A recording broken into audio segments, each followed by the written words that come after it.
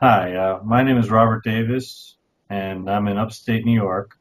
And I'm talking to you presumably because you are a patient who is considering having Dr. Poston do your heart surgery.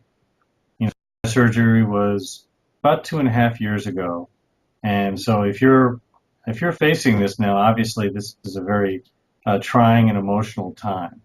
One of the most important things I can reassure you about is Dr. Poston is a caring and listening surgeon. So many surgeons don't seem to be. I found him, actually, I was looking for minimally invasive surgery options, and I Googled him. I Googled that, and he came up.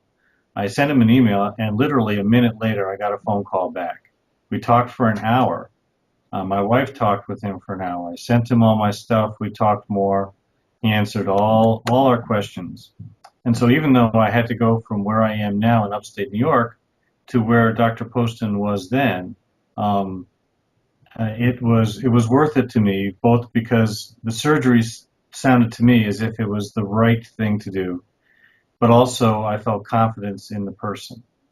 Um, my experience in the hospital also with Dr. Poston was that he was willing to talk with me before, after, days after, weeks after, and that's truly remarkable. So obviously, if I had to choose between having a surgeon who had the up-to-date techniques or one who was had a good bedside manner, I would prefer obviously the up-to-date techniques, but with Dr. Poston, you don't have to choose between that. You can get them both. Dr. Poston wanted me to talk about the surgery itself and some of the aspects of it.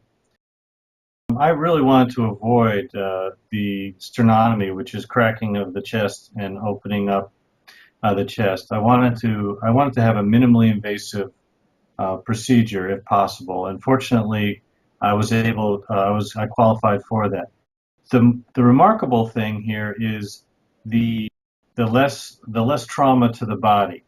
But the most elegant part of all of this, though, is that instead of taking taking samples of veins or arteries and attaching one into the aorta and one below the where the bypass needs to go, they actually unhook the mammary arteries, one end of the mammary arteries, and move them over and attach them to the coronary arteries. So it's only like one cut and one suture, and it's already the blood flow is already in place. They don't have to go to the aorta and attach there and uh, attach below. So to me, that's incredibly elegant and minimally invasive. Um, when I talked to traditional surgeons who wanted to do the traditional surgery, they kept telling me, "Oh, don't do the mid cab. It's going to be much more painful." Um, my experience was that I got out of the hospital in 3 days after I got out of intensive care, and once I got out of the hospital, I was only on Tylenol.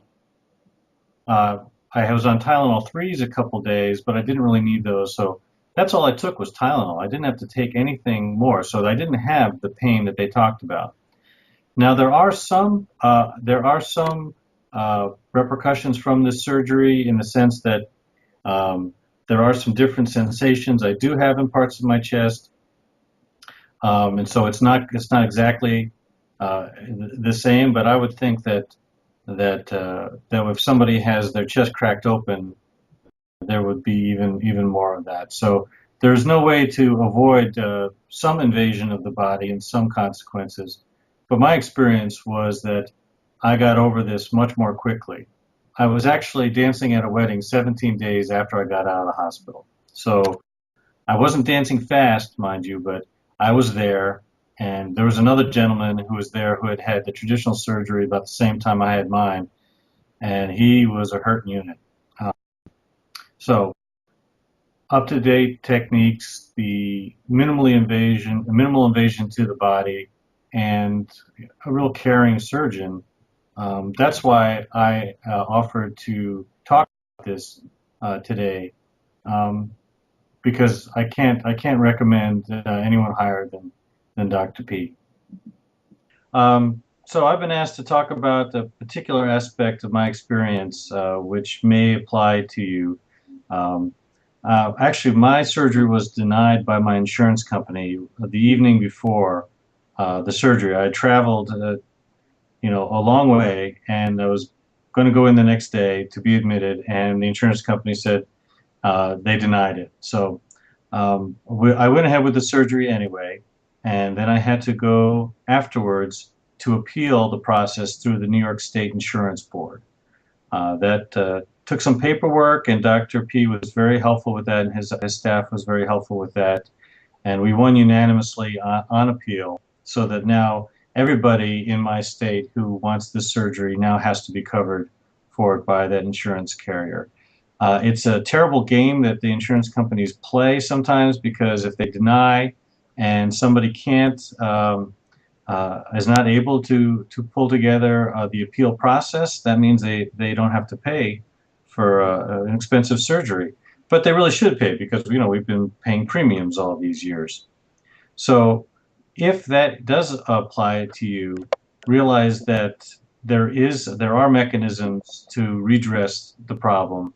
That this surgery has been around long enough that it clearly is not something that can be dismissed. It's when you look back at it, I think some of the first surgeries like this were starting to be done, 10, 15 years ago.